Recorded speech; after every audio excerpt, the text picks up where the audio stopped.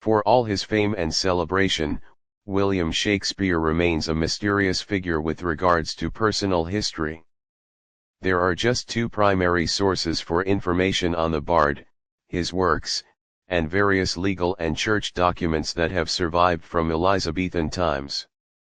Naturally, there are many gaps in this body of information, which tells us little about Shakespeare the man.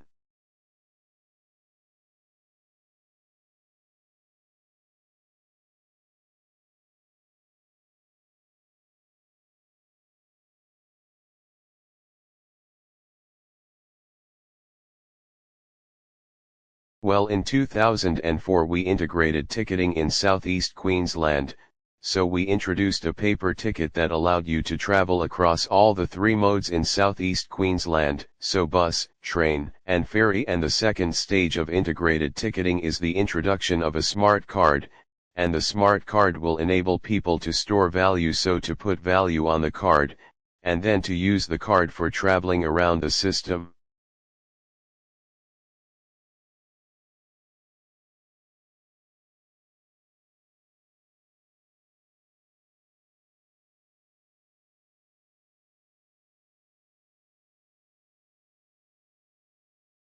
In animals, a movement is coordinated by a cluster of neurons in the spinal cord called the central contract patterns generator (CPG). This produces signals that drive muscles to contract rhythmically in a way that produces running or walking, depending on the pattern of pulses. A simple signal from the brain instructs the CPG to switch between different modes, such as going from a standstill to walking.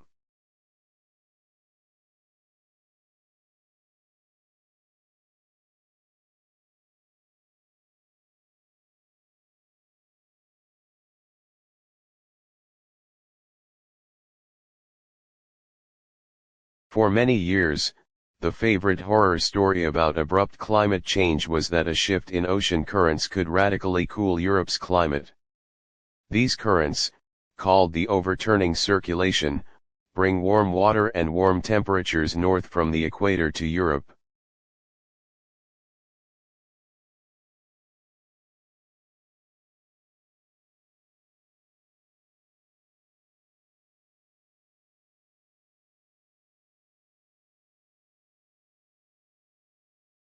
Financial markets swung wildly yesterday in the frenzied trading market by further selling of equities and fears about an unraveling of the global carry trade.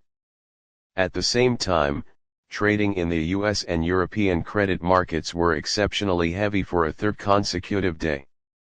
London trading was marked by particularly wild swings in the prices of credit derivatives, used to insure investors against corporate defaults.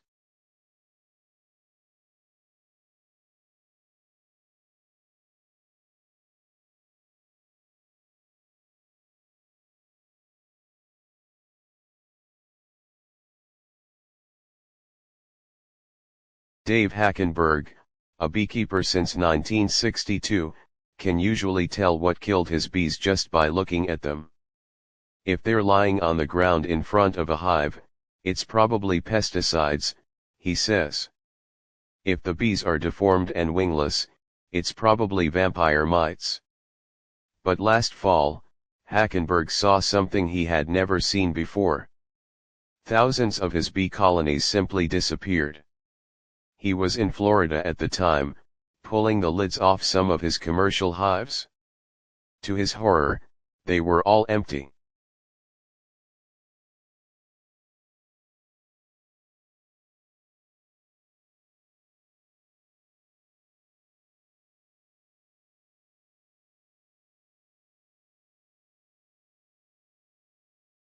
Lancashire, where he lived and worked for more than 40 years, Salford and its vicinity.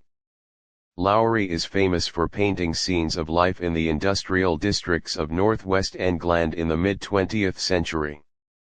He developed a distinctive style of painting and is best known for his city landscapes peopled with human figures, often referred to as matchstick men. He painted mysterious unpopulated landscapes, brooding portraits and the unpublished marionette works, which were only found after his death.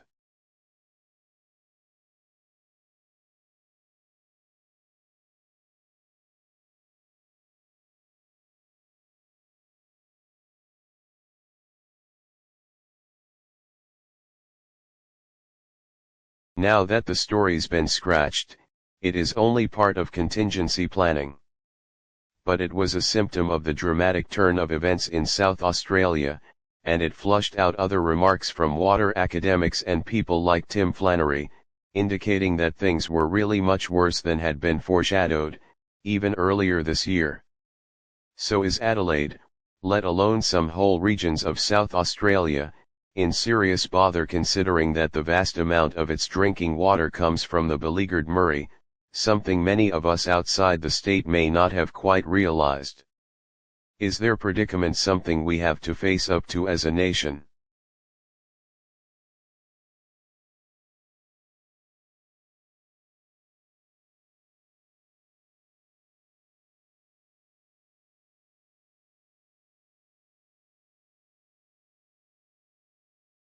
Along the way we have built unashamedly beautiful buildings, two of which have won and another was runner-up in the prestigious United Nations World Habitat Award, the first time an Australian building has received that international honour.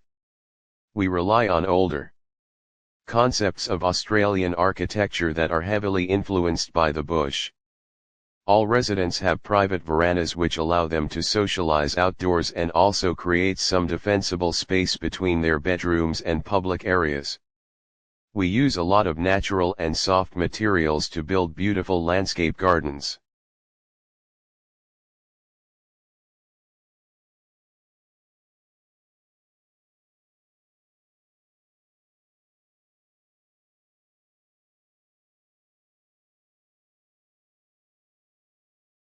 These two paintings, both called sunflowers, are generally accepted as the finest of several depictions of the thick-stemmed, nodding blooms that Van Gogh made in 1888 and 1889 during his time in Arles. The first is now in the collection of the National Gallery in London, and the second is in the Van Gogh Museum in Amsterdam. Van Gogh referred to this work as a repetition of the London painting. But art historians and curators have long been curious to know how different this repetition is from the first.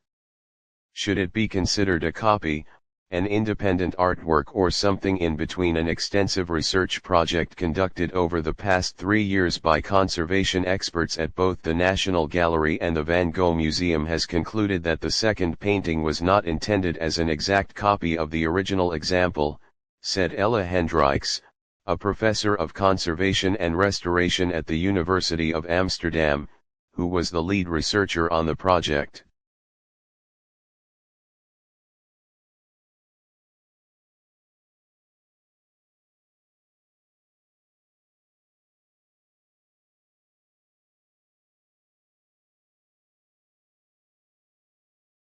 What is nanotechnology? Well, a report that was put together by a combination of the Royal Society and the Royal Academy of Engineering that came out last summer, identified 2 topics. Nanoscience is the study of phenomena and the manipulation of materials at atomic, molecular, and macromolecular scales, where properties differ significantly from those as a larger scale.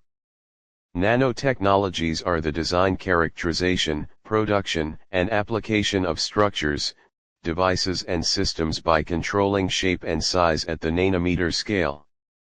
So I'll talk a little bit more in a moment about what a nanometer is, but loosely speaking people think of nanotechnologies as being a sort of 100 nanometers or less.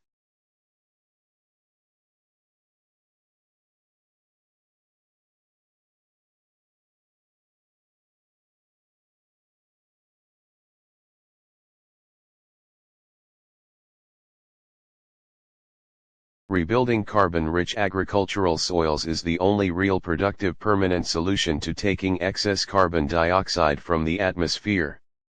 She's frustrated that scientists and politicians don't see the same opportunities she sees. This year Australia will emit just over 600 million tons of carbon. We can sequester 685 million tons of carbon by increasing soil carbon by 0.5% on only 2% of the farms. If we increased it on all of the farms, we could sequester the whole world's emissions of carbon.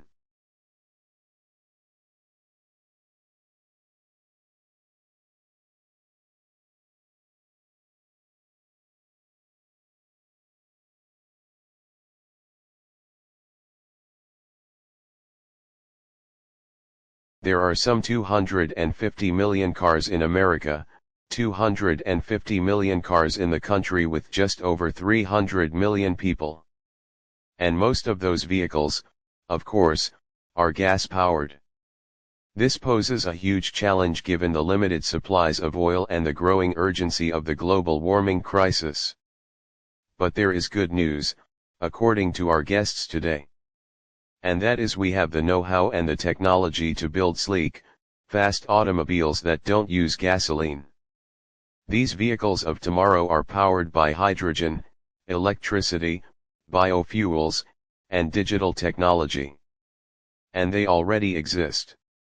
So what's stopping us from putting them on the roads? Our guests today will help answer that.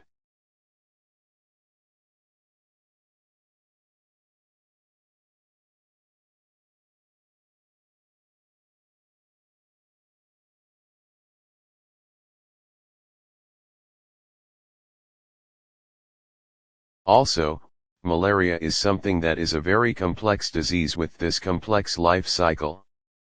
That means that if you're going to eliminate it, you have to be able to target cute parasites and humans. You have to be able to target parasites in the mosquitoes, that mosquito population. And so that requires a lot of resources. It requires really good planning and a health system across all these different levels. And so I think the political capital that you need for that, the educational infrastructure you need for that, the economic resources you need for that are quite a challenge.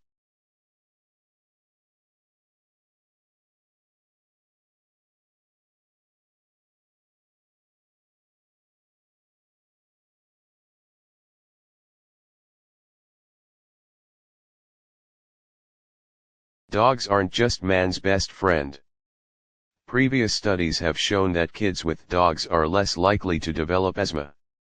Now a new study may show how if results from mice apply to us. The work was presented at a meeting of the American Society for Microbiology.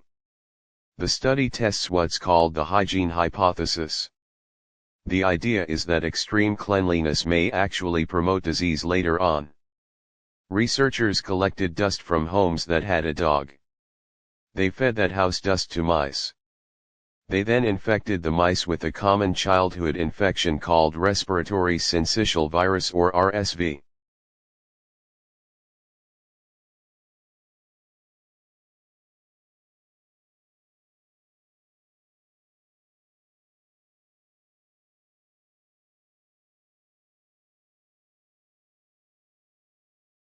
We are trying to understand the locomotion of one of our closest living relatives, which is the orangutan, and also the locomotion of all of the apes and the common ancestor of humans and the other apes. And in that area, we have had a big problem traditionally, and that we know a lot about how they move around the forest. I've been out to the forest and spent a year recording the different types of locomotion they use, but we have no idea about the energetic cost of how they move around the forest and the solutions that they find to problems of moving around the canopy.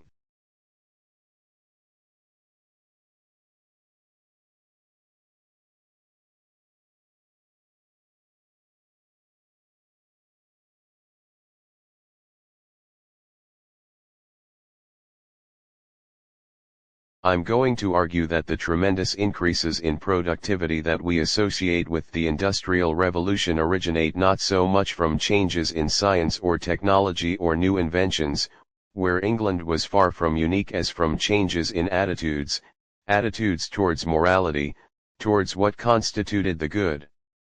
Attitudes towards property, which became in England individuals long before it did on the continent. Attitudes toward the proper role of government. And together, these attitudes constitute much of what the Luddites were protesting against.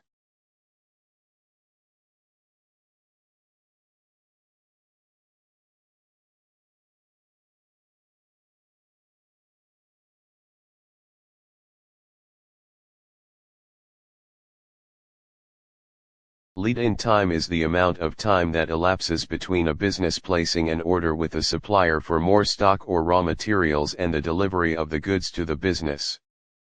Businesses want the lead-in time to be as short as possible, so that they can meet their customer orders and minimize the time between paying for the stock and receiving the revenue from the customer.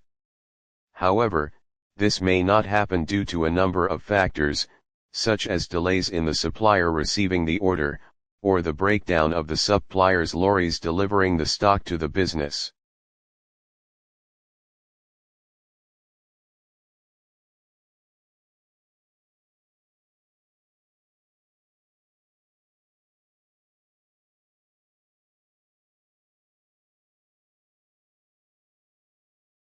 The thing that makes it difficult is because even if life had evolved on Mars, the chances of being preserved are very small. If we use Earth as a reference and our planet is teeming with life, yet it rarely preserves evidence of life of the fossil record. And the focus now is on exploring for habitable environments. If you're looking for water, a source of energy, either solar energy or thermal energy or chemical energy, and then organic carbon, assuming life as we know it on Earth based on carbon. So those are sort of the three things that we're looking for in the course of our mission.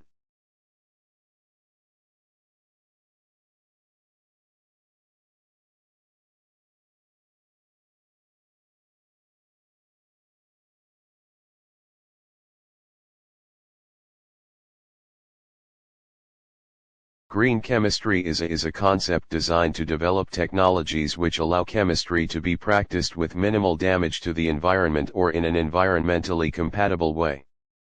And it's meant to cover both chemical processes and chemical products. The center, if you would, set up about 7 or 8 years ago, and the idea was to provide a hub of activities that covered fundamental research work, industrial collaboration, but also educational developments.